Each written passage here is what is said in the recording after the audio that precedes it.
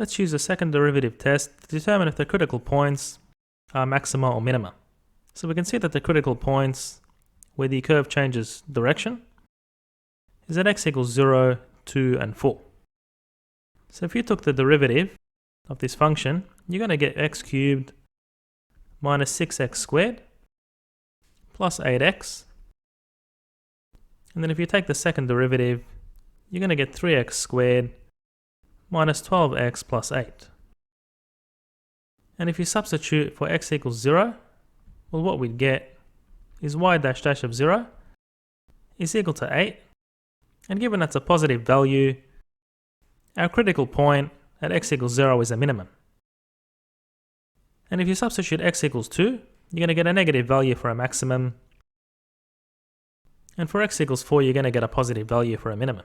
So really have a think about why a positive value gives us a minimum. Now to find the inflection points, what you do is set y dash dash of x to 0, and then you'll get two solutions.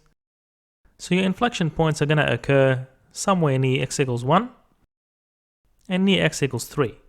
So at x equals 1, the curve changes from concave up to concave down, and at x equals 3, you have concave down changing to concave up.